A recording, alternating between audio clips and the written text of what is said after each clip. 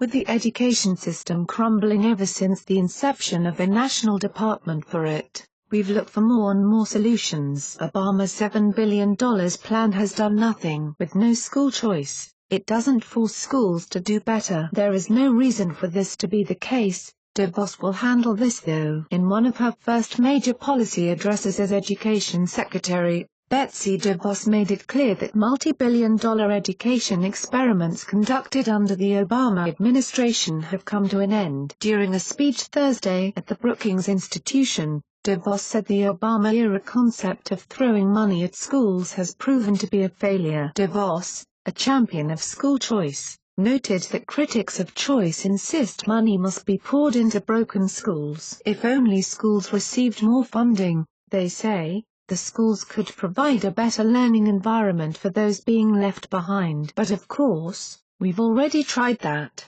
and it's proven not to work, she said. She then demolished the contention that money equates to results by revealing the impact of a $7 billion program known School Improvement Grants, hailed by the Obama administration as its biggest bet on education. She said a report on the results, released only 2 days before the end of the Obama administration, found that implementing any SIG-funded model had no significant impacts on math or reading test scores, high school graduation, or college enrollment. At what point do we accept the fact that throwing money at the problem isn't the solution?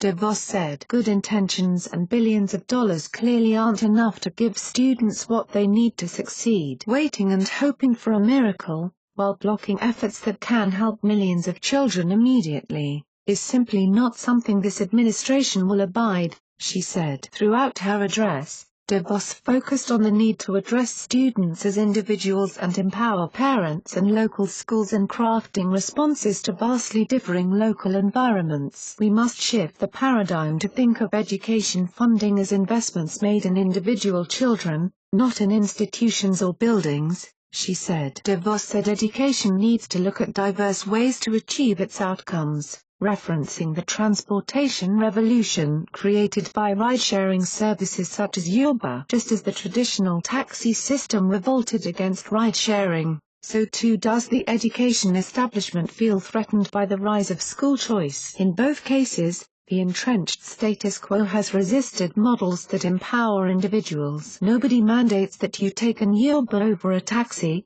nor should they. But if you think ride-sharing is the best option for you, the government shouldn't get in your way, she said. We celebrate the benefits of choices in transportation and lodging, but doesn't that pale in comparison to the importance of educating the future of our country? Why do we not allow parents to exercise that same right to choice in the education of their child?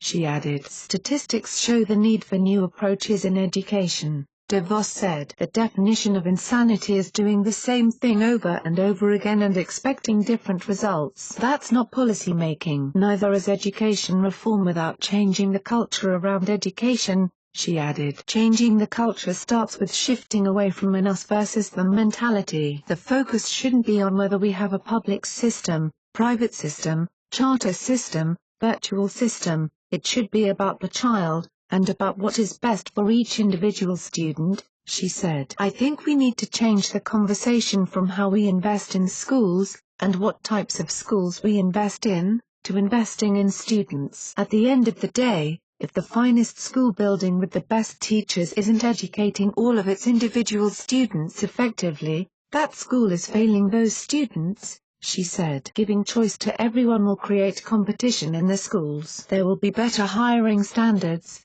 better curriculums, and better facilities. Betsy will show how good of a cabinet appointment she will be. Children are the future and we can't very well have them learning the crap they're learning in the crappy places they're learning. What do you think? Scroll down to comment below. Sources News helped contribute to this report. It's News Exposed signing off.